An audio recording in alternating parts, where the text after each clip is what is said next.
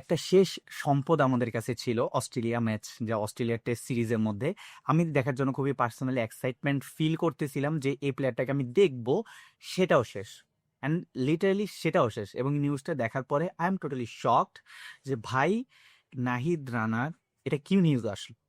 প্রথম যে নিউজটা আসছে সেটা সম্পর্কে বলি, এবং সেকেন্ড নিউজ, দুইটা নিউজ আসছে নাহিদ রানা সম্পর্কে ব্যাক টু ব্যাক পরবর্তীতে। বাট ফার্স্ট যে নিউজটা সেটা ছিল নাহিদ রানা তার শুভ কাজ বিবাহ সম্পন্ন করেছেন। এখন যারা বাংলাদেশি ক্রিকেট প্লেয়ারদের হিস্টোরি জানেন তারা খুবই ভালো মতো জানবেন যে বিবাহ করার পরে বাংলাদেশি প্লেয়ারদের ফর্ম চলে যায়, অ্যাকসেপ্ট সাকিব আল হাসান সহ আমাদের যে পঞ্চপাণ্ডব রয়েছে তারা। আর নতুন জেনারেশনের প্লেয়ারদের মাঝখানে আমি যদি বলি অনলি মোস্তাফিজুর রহমান ছাড়া বিয়ে করার পর ভাই সবাই অবস্থা টাইট।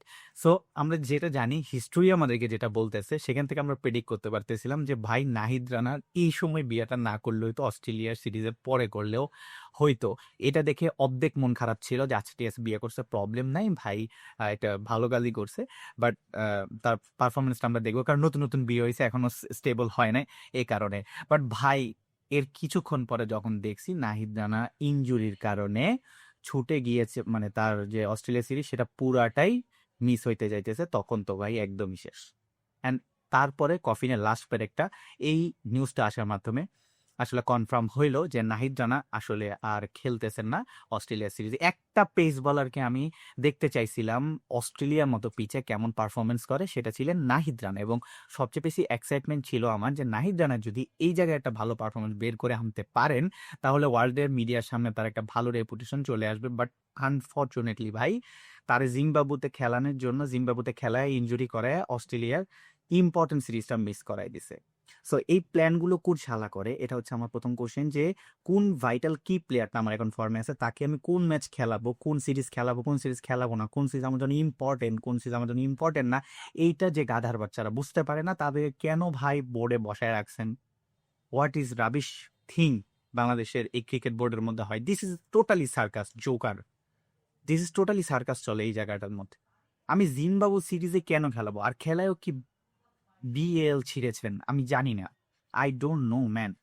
কি মানে কি জিম্বাবু সিরিজ কোথায় কোথায় কোনো মতো টি-20 ইচ্ছে, ওডিআই সিরিজ হেরে গেছে। তো সেই জায়গা থেকে একটা এরকম ইম্পর্টেন্ট কি প্লেয়ারকে খেলানোর খুব বেশি কি দরকার ছিল? যেখানে আপনার সামনে অস্ট্রেলিয়া সিরিজ, সামনে ইন্ডিয়া সিরিজ আছে, এরপরে ও 27-এ আমাদের ওয়ার্ল্ড কাপ, এশিয়া কাপ, বহুত রকমের ইভেন্ট আছে। সো এই প্লেয়ারগুলোকে ভাই রাখেন না, অস্ট্রেলিয়াতে খেলান, অস্ট্রেলিয়ার সাথে খেলে তারপর ইনজুরি হোক, প্রবলেম নাই। তখনও তো একটা বলা যায় যে অস্ট্রেলিয়ার সাথে খেলছে, ভাইটাল ম্যাচে তাকে রাখতে হবে, খেলছে, ইনজুর্ড হয়েছে। এবার জিম্বাবুর সাথে খেলা ইনজুর করে এখন ছেলেটাকে যে এই মোমেন্টটা আমি ক্রিয়েট করলো, এটার দায়ভার কোন শালা নিবে? কি নিবে ম্যান?